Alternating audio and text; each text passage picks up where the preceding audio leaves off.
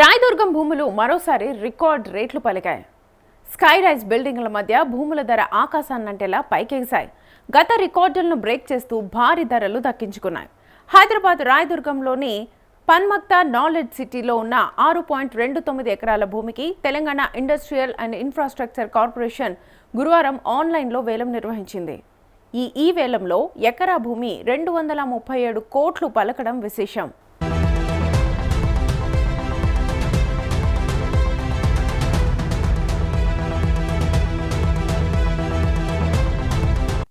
హైదరాబాద్కి చెందిన గౌరవ్ వెంచర్స్ అనే సంస్థ ఆ మొత్తానికి వేలం పాడి దక్కించుకున్నట్లుగా అధికారులు తెలిపారు.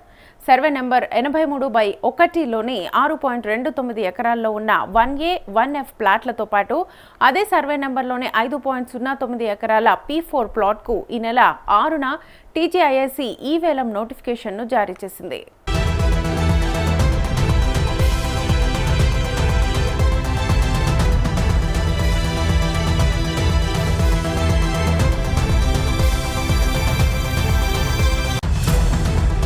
ఆయా ప్లాట్లకు కనీస ధరగా 139 కోట్లుగా నిర్దేశించింది. 1A, 1F ప్లాట్లకి గురువారం ఈ వేలం నిర్వహించారు.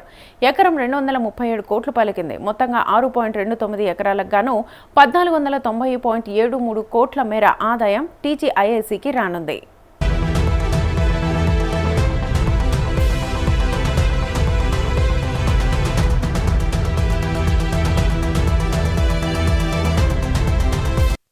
ఇక నిర్దేశించిన అప్సైడ్ ప్రైస్ కన్నా వేలంలో 70.5% అధికంగా రావడం భూములకు ధర దక్కడం విశేషం. టీ-హబ్, టీ-వర్క్స్, కాల్కమ్ క్యాంపస్ వంటి వాటికి అత్యంత సమీపంలో ఈ ల్యాండ్ పార్సిల్ ఉండడంతో భారీ ధర పలికిందని అధికారులు చెబుతున్నారు.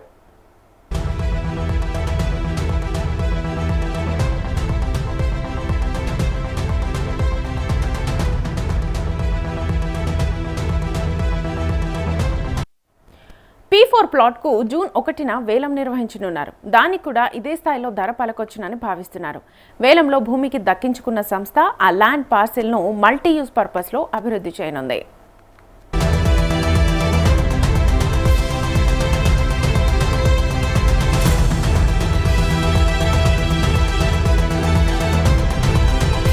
కాగా నిరుడు అక్టోబర్లో అదే ఏరియాలో 11 ఎకరాల భూమికి వేలం వేయగా ఎకరం గరిష్టంగా 177 కోట్లు పలికింది.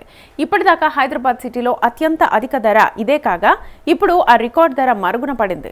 రాయదుర్గం భూములకు ఇంతటి రికార్డ్ ధర పలకడం హైదరాబాద్ ఇన్వెస్టర్స్కున్న నమ్మకానికి నిదర్శనమని TGISC vice chairman MD K. Shashanka అన్నారు. ఎకరం 237 కోట్లు పలకడం రాష్ట్ర అభివృద్ధి ప్రయాణానికి కీలక మలుపని పేర్కొన్నారు.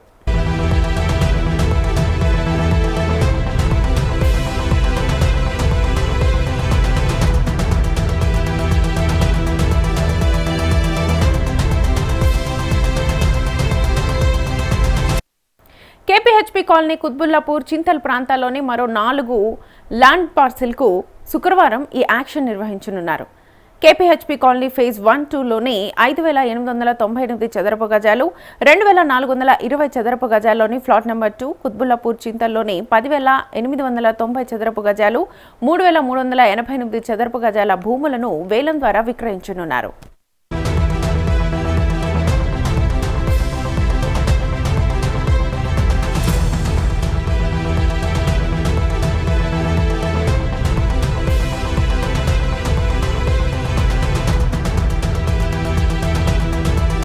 అటు క్యూర్ పరిధిలో హౌసింగ్ బోర్డు స్థలాలకు భారీ రేట్లు పలికాయి. రంగారెడ్డి జిల్లా మహేశ్వరం మండలం ఫ్యూచర్ సిటీ ఎంట్రన్స్లోని రావిల్యాలలో ఉన్న హౌసింగ్ బోర్డు భూములకు గురువారం ఈ వేలం నిర్వహించారు. మొత్తం 4 ప్లాట్స్కి నిర్వహించిన వేలంపాటలో చదరపు గజం రికార్డు స్థాయిలో 83,500కు అమ్ముడుపోయిందని housing board vice chairman VP Gautam పత్రికా ప్రకటనలో తెలిపారు.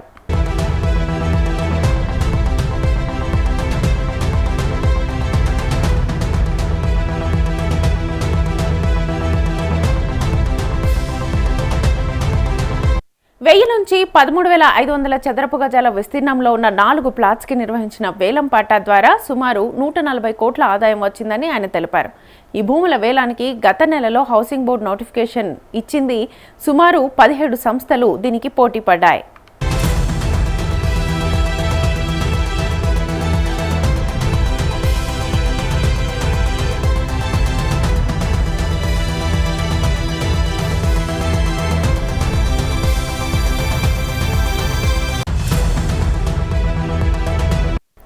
ఇందులో 1,113 చదరపు గజాల విస్తీర్ణంలో ఉన్న భూమిని చదరపు గజం 83,500కు డెవలపర్ సంస్థ దక్కించుకుంది. ఇదే ప్రాంతంలోని సుమారు 6,000 చదరపు గజాల విస్తీర్ణంలో భూమి చదరపు గజం 62,500కు ఈ రేట్కే అమ్ముడుపోయింది. ఇక ఇదే అంశానికి సంబంధించి ఫుల్ డీటెయిల్స్ మా ప్రతినిధి ప్రభాకర్ అడిగి తెలుసుకుందాం డీటెయిల్గా. ప్రభాకర్, హైదరాబాద్ ఇటు తెలంగాణ రియల్ ఎస్టేట్లో ఒక కొత్త శకం అని చెప్పుకోవచ్చు. 1 ఎకరా స్థలము 237 కోట్లకు అమ్ముడుపోవడం అనేది, దీనికి సంబంధించి అప్డేట్స్ ఎలా ఉన్నాయి?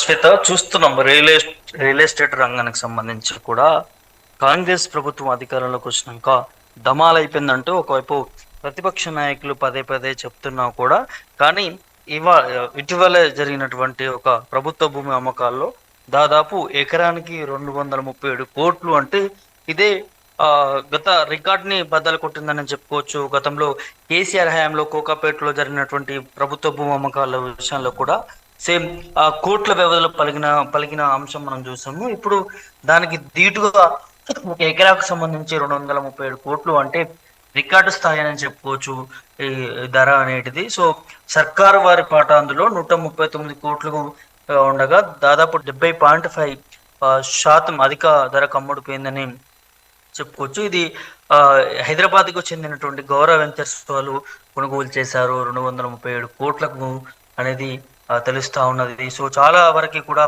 హైదరాబాదు చుట్టుపక్కల ప్రాంతాల్లో అంతా కూడా భారీ ఎత్తున రేట్లు పలుకుతా ఉన్నాయి భూములకి. ఒక గజం కొన్ని కోట్ల వ్యవధిలోనే ఉందనే చెప్పుకోవచ్చు. కొన్ని ప్రాంతాల్లో కూడా నిన్న వేలం పాట వేసినటువంటి సందర్భం కనిపించింది. సో ధరలు కూడా భారీగా వచ్చినట్టే తెలుస్తుంది. దాదాపు 600 కోట్ల పైగా కూడా మొత్తం నిన్న ఒక్కరోజు ప్రభుత్వానికి ఆదాయం చేరిందనేది వార్తలు అయితే వస్తూ ఉన్నాయి. కేబిహెచ్వి కాలనీ కావచ్చు, కుత్బుల్లాపూర్, చింతల్ ప్రాంతాల్లో కూడా నిన్న భూముల ధర భారీ ఎత్తున పలికిందని చెప్పుకోవచ్చు. సో కాంగ్రెస్ ప్రభుత్వం అధికారంలోకి వచ్చిన తర్వాత రియల్ ఎస్టేట్ రంగాన్ని కుదేలైపోయిందని ఒకవైపు బీఆర్ఎస్ పార్టీ ప్రతిపక్ష నాయకులు ఆరోపణలు చేస్తున్నప్పటికీ కూడా నిన్న జరిగినటువంటి వేలం పాటల్లో భూమి కొనుగోలుకు సంబంధించి కూడా కోట్ల వ్యవధిలో భూమి రేట్లు పలకడంతో ఇవాళ తెలంగాణ రాష్ట్ర ప్రజలంతా కూడా మరొకసారి భూముల రేట్లు పెరుగుతున్నటువంటి నేపథ్యంలో కొంత ఆనందం వ్యక్తం చేస్తా ఉన్నారు. చిన్న చిన్న చితక ఫ్లాట్స్ ఉన్న వాళ్ళు కావచ్చు, ఈ గ్రేటర్ హైదరాబాద్ సంబంధించినటువంటి ఈ స్థలం లోపల ఏవైతే చిన్న చిన్న గజాలు ఉన్నటువంటి యాజమాన్యాలు కావచ్చు, వారంతా కూడా కొంత సంతోషం వ్యక్తం చేస్తున్నారు ల్యాండ్ రేట్స్ ఇంతగానో ఉండడంతో.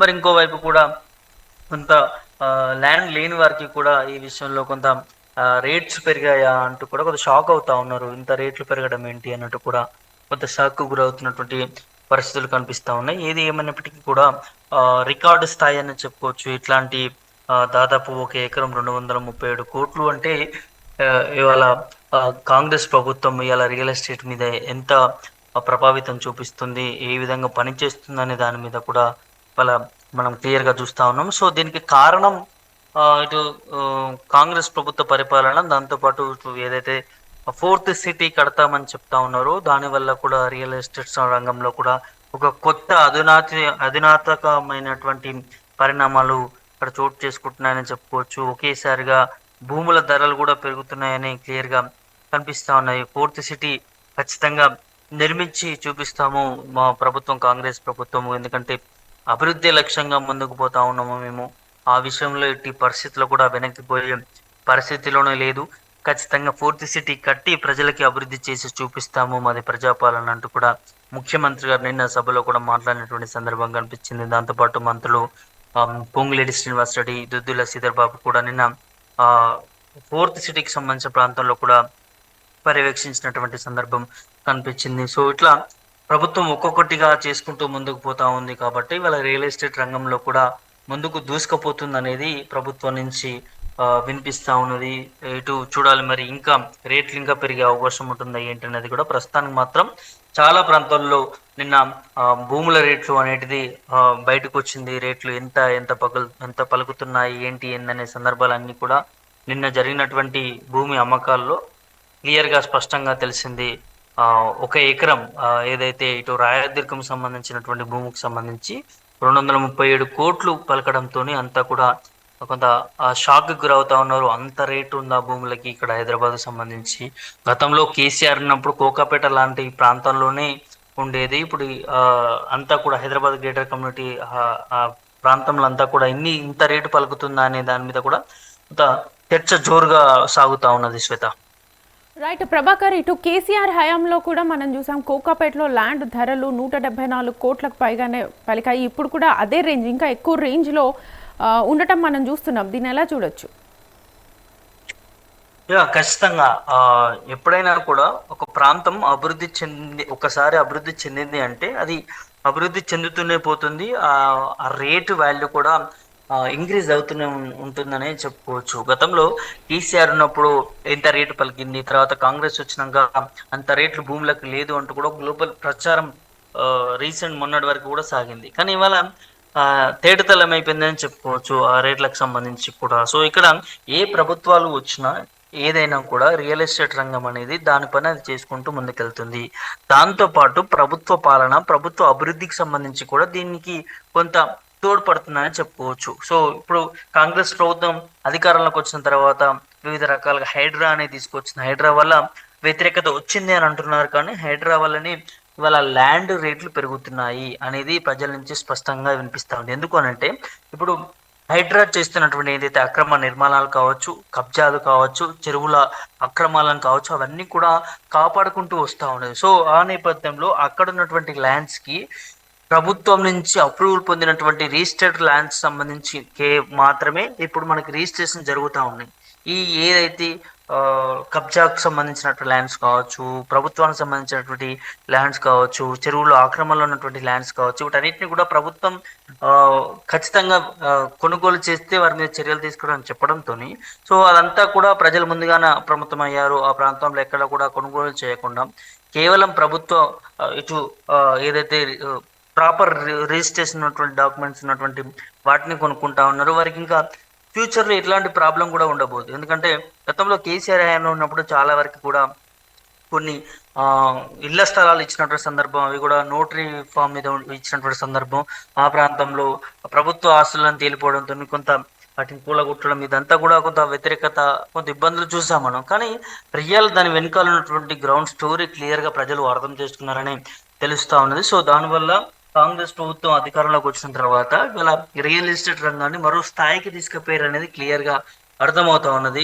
స్పష్టంగా తెలుస్తూ ఉన్నది. బీఆర్ఎస్ పార్టీ కావచ్చు, ఇతర నాయకులు ఏది ఆరోపణలు చేసినప్పటికీ కూడా ఇవాళ క్లియర్గా తేటతెల్లం అయిపోయిందని క్లియర్గా తెలుస్తూ ఉన్నది. ఇటు ప్రజల నుంచి కూడా కొంత హర్షం వ్యక్తం చేస్తూ ఉన్నారు. ప్రభుత్వం పైన కూడా ఇవాళ ప్రభుత్వ ఆస్తులను కాపాడడం విషయంలో కావచ్చు, రియల్ ఎస్టేట్ రంగాన్ని కుదేలు కాకుండా ముందుకు తీసుకుపోతున్నటువంటి విషయంలో కావచ్చు, ప్రభుత్వ పాలన విషయంలో కావచ్చు, ఇదంతా కూడా ఖచ్చితంగా ప్రజలు ప్రభుత్వం మీద నమ్మకంతో ఉన్నారనేది కూడా ఇటు ప్రభుత్వం నుంచి కూడా మాట్లాడుకుంటా ఉన్నారు.